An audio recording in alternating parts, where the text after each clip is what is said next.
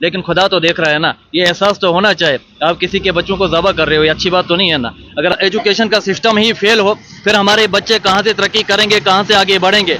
ऐसा ही हमारा एक स्कूल है, हाई स्कूल कुर्दार। नमस्कार, आप देख रहे हैं जम्मू ट्रिब्यून और मैं हूं विकास मनहास। तो अभी मैं डीसी ऑफिस के बाहर हूं और ये लोग मेरे ठीक पीछे जो है, ये सब लोग जो है अपने बच्चों को पढ़ाना चाहते हैं और उन्हें अच्छी शिक्षा देना चाहते हैं, लेकिन बदकिस्मती इतनी है कि इनको जो है दरवाजे इन बड़े बड़े ऑफिस के खटखटाने पड़ रहे हैं। क्या मजबूरी है सर? बताएं अपना नाम और जो हालत दूर दराज या रूरल एरिया में एजुकेशन सिस्टम की हो रही है, तो किस तरह से देख भी रहे हैं? सर, मेरा नाम मोहम्मद रफीक मलिक है।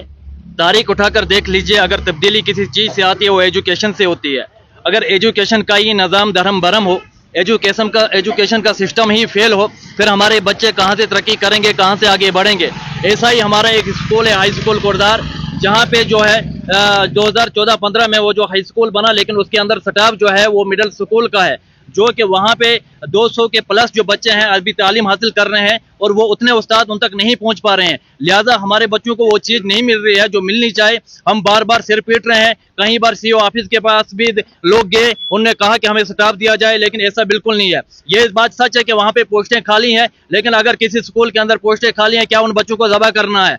क्योंकि ये जो कुर्सी पे लोग बैठे हैं, इनके हाथ में ये कहीं न कहीं से उन बच्चों के लिए जो है, ये अपने बच्चे समझ के अगर काम करेंगे तो कोई भी बच्चा अनएजुकेटेड नहीं रहेगा। आज हम रिक्वेस्ट करते हैं, हम डीसी साहब के पास आए हैं बहुत ही अदब और एहतराम के साथ, लेकिन अब जब दूसरी बार आएंगे, अगर हमारा काम नहीं हुआ, ये जितने भी लोग हैं, हमने बहुत सारे लोगों को और बच्चों को घर में रोक के रखा है। हमने कहा अभी हमने हंगामा नहीं करना है, लेकिन अगर दोबारा आने की नौबत पड़े, हम यहाँ से तब तक नहीं जाएंगे। उन बच्चों की किताबें, वो बैग वगैरह जो यहाँ पे डाल के बच्चों को यहाँ पे संभाले, चाहे जिस स्कूल में डाले, उससे बेहतर है फिर उन स्कूलों को बंद ही किया जाए जिन स्कूलों के अंदर जो है बच्चों को बेहतरीन एजुकेशन न मिले। एक हाई स्कूल है और एक हाई स्कूल के अंदर जहाँ फर्स्ट से 10 क्लासों को पढ़ाया जाएगा, वहां मुझे आप बताएं तो छोट जितना स्टाफ है वो नहीं पहुंच पाता है। लिहाजा हमारी यही गुजारिश है कि वहां पे जो है हमें मजीद स्टाफ चाहिए, कम से कम 15 से 20 जो है लोग वहां पे चाहिए।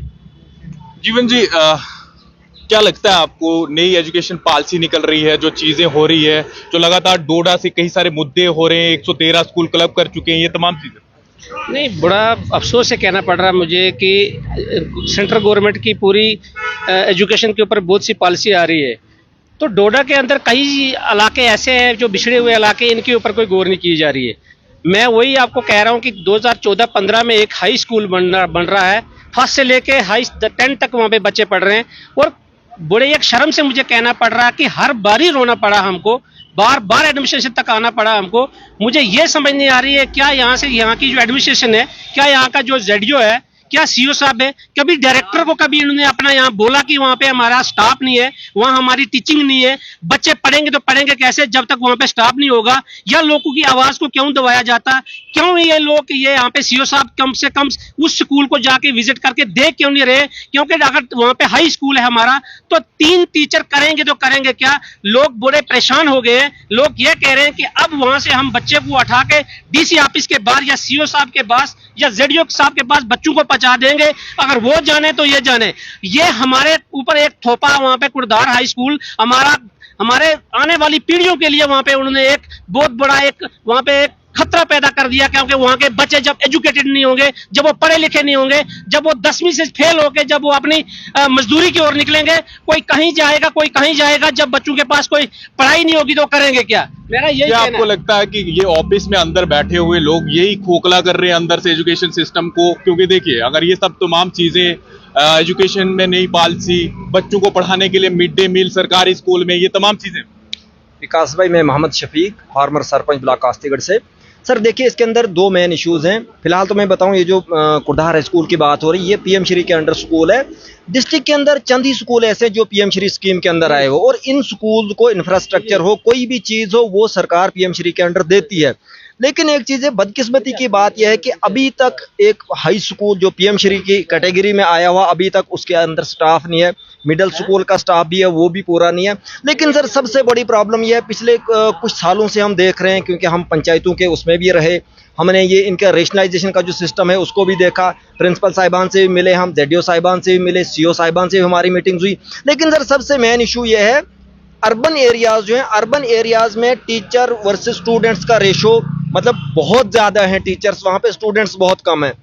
वहाँ उसके मुकाबले रूरल एरियाज में पंचायत की मैं बात करूं, जो कंडी वाला एरिया है वहाँ स्टाफ ठीक ठाक है, लगभग काफ़ी है। लेकिन पहाड़ी एरिया, ये जो कुर्धार वाला एरिया, ये भी पहाड़ी एरिया, इन वाले जो ये वाले जो स्कूल्स हैं वहाँ स्टाफ बहुत कम है। लेकिन सर सबसे बुनियादी प्रॉब्लम ये है, हमने पहले भी रिक्वेस्ट की, एनुअल ट्रांसफ़र ड्राइव जिसमें जर्नल लाइन टीचर्स वगैरह की ट्रांसफ़र होती है, उस पर सिर्फ डायरेक्टर साहब का इख्तियार है, वो साल में एक बार ट्रांसफर होती है। उस ट्रांसफर को रेशनलाइजेशन में ना तो सीओ साहब छेड़ सकता है, ना तो जेडीओ साहब छेड़ सकता है, ना तो क्लस्टर हेड प्रिंसिपल साहब छेड़ सकता है।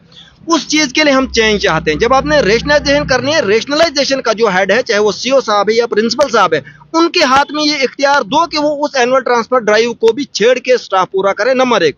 नंबर दो सर, जो आरटीई की सिलेक्शन हुई थी, उस सिलेक्शन में ऐसा हुआ जिन लोगों की लोकलिटी बेस पे सिलेक्शन हुई वो वहां पे ड्यूटी कर रहे हैं। लेकिन सिटीज में इस किस्म की प्रॉब्लम आ रही है कि यहाँ पे स्टूडेंट्स और टीचर्स का रेशियो जो है उसमें बहुत ज्यादा चेंजिंग है, यहाँ स्टाफ बहुत ज्यादा है। इस स्टाफ को हटाने के लिए एक तो एनुअल ट्रांसफर ड्राइव पे हमें इख्तियार देना पड़ेगा सीओ साहब को और वो जो रेशनलाइजेशन का हेड है क्लस्टर हेड प्रिंसिपल साहब को, और दूसरा जो आरईटी के लिए ट्रांसफर पॉलिसी लेके आना चाहिए।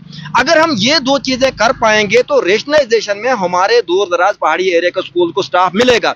अगर हम ये दो चीजें नहीं कर पाते हैं तो आप जितना भी रोएं, जितना भी गिड़गड़ाएं ऑफिसर्स के पास, जितना भी, इसका कोई हल है नहीं। इसमें सर हमारी यही गुजारिश है सरकार से, एडमिनिस्ट्रेशन से, कि जो क्लस्टर हेड्स आपने बनाए या सीओ साहब को जो आपने रेशनलाइजेशन का इख्तियार दिया है, वो इख्तियार that will be empowered bye मतलब ट्रांसफर पॉलिसी आल्सो।